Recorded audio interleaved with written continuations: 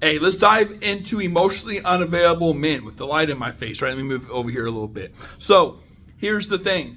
I know they don't give you straight answers. I know they're kind of hard to decipher. That's why I'm making this video. So I'm going to make it in two parts. The first part of this, the first half, is going to be more just kind of rules of thumb with it. And then the second part is I'm going to give you the signs, okay? The main signs that I use to filter out for my clients, emotionally unavailable men. So the first thing is, unfortunately, it's very hard to filter these guys out. And the reason for it is emotionally unavailable men, you all have to understand this, that there's two types of emotionally unavailable men. There's, I don't want to say the good and the bad, but it's a better way to put it. I guess the ones with good intent and the ones with bad intent. So narcissistic men, for example, can be emotionally unavailable. Pieces of shit, players, users, guys who are just filling a void, manipulators, all that can be emotionally unavailable. But at the same time, for a majority of you, the guy you're probably dating is a decent dude. He's actually a nice guy, and he means well. And he means a lot of the things that he does and says. It's authentic. This connection you guys have is probably genuine to some degree. When I say that, you'll get what I'm getting at in a little bit. But, it doesn't change the fact that they're emotionally unavailable. So it's very hard to read these guys because they're in the moment with you and they're hanging out, have fun, hooking up, laughing, smiling, cuddling you, saying all these things in the moment, and they probably mean it, right? They mean it. The situation, though, or what ends up happening is they're always going to do this in the beginning, not on purpose, but like to lead you on, but because it's authentic. And there's no context created. Now, for those who do not follow me, context are the things you guys do and say over time that creates this serious vibe within the relationship. And you can't avoid context. It's unavoidable. It's inevitable. It builds up. But it's not a bad thing. It's neutral.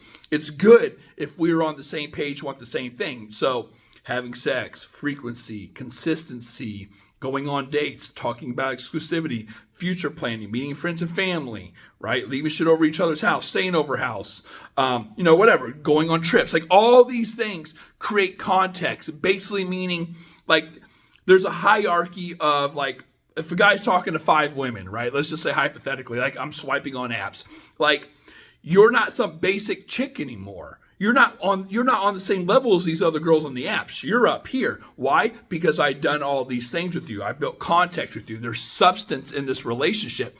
In the beginning, you guys don't have that because it's two people trying to build that up by talking and getting to know each other and building a connection. But unfortunately, when you're talking to an emotionally unavailable man, that's the stuff that kind of triggers it. So when a man's emotionally unavailable, it lays dormant. I always say, not all men, but emotionally unavailable men, when they have it, it lays dormant, meaning there's no reason for it to really surface. It's just chill. It's there. And of course, it's created by many things, whether it's a guy's upbringing, insecurity, his lack of experience with women in relationships.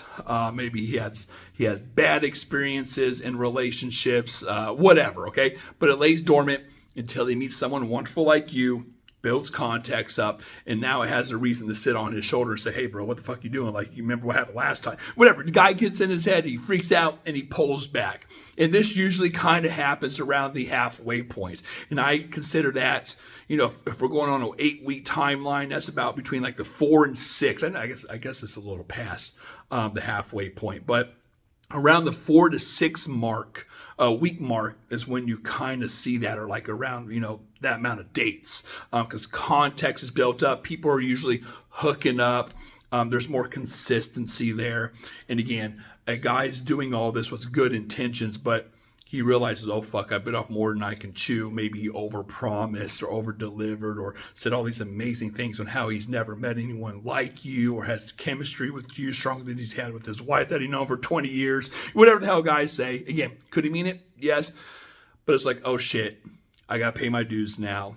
And if he wants a relationship, that's great. But if he's emotionally unavailable, he has to find an exit strategy. And that's what ends up happening. So how do you avoid these type of men?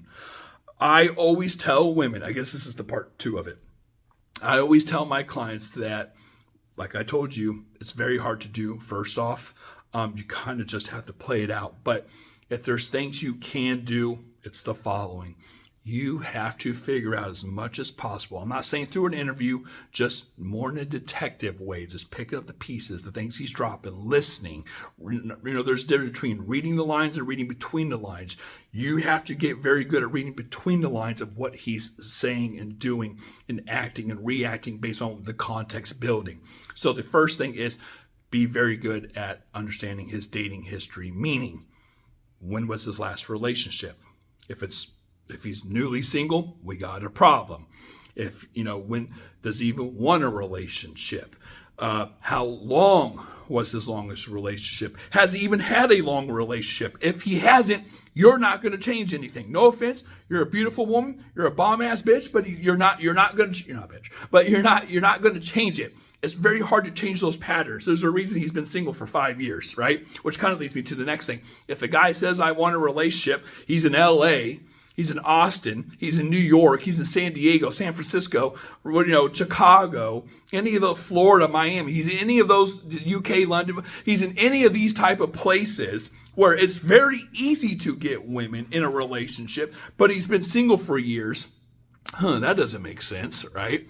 That doesn't make sense. So filtering men out is a skill set. And if you're not good at it, it's fine. It's more of a vibe thing. When you get to my level, you can just tell, you can read between the lines. But if you're not there yet, the next thing you can do is what I'm saying, okay? You have to be very good. I don't want to say at asking the right questions, but you are trying to get answers to certain questions. Again, does he even want a relationship? Now, a lot of you ask that, and you're like, well, yeah, the guy says that, but he ends up changing his mind later on down the road. So, that's fine.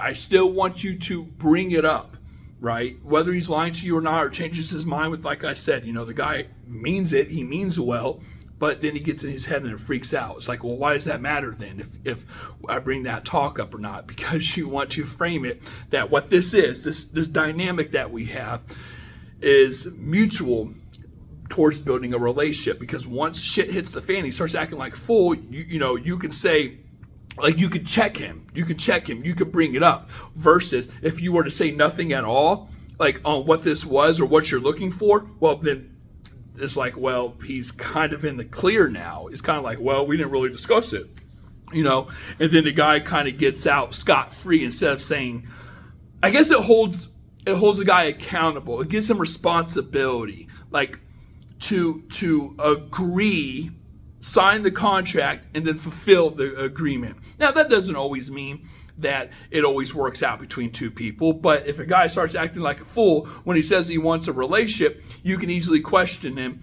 Is this how you treat people who you want a relationship with? Let's have a talk, So it just holds a guy more accountable. But you want to know a lot about the dating history. If you're talking to a guy, like I said, I know I'm beating a dead horse here, who has never had a serious relationship or just got out of one, especially when he says, I want a relationship, okay? That's too intense. If a guy just got out of a relationship and he says, I want a relationship, he's probably bullshitting you. If he says, I want a relationship but hasn't had one in 5 years, despite living in a big city where it's very easy, but his excuse is, I haven't found the right one. No. He's bullshitting again, okay? It's just that kind of stuff you need to figure out. Do not ignore red flags. Okay, do not ignore red flags. And here's the good news. If you do not know what red flags to look for or how to filter men out, I literally have a guide. Ladies, a guide, free, F-R-E-E-E-E, free, okay, on filtering men. Links down below.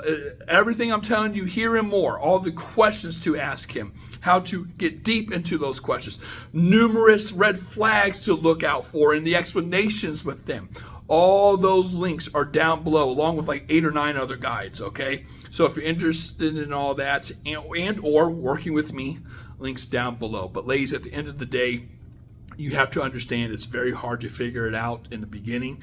You just kind of have to play it out, and your job is to become a filtering master along the way. Just get really good at picking up what he's dropping and putting things in place. And again, those guides that I offer for free, FREEEE, will help you. Okay, so I love you all. Take care and peace.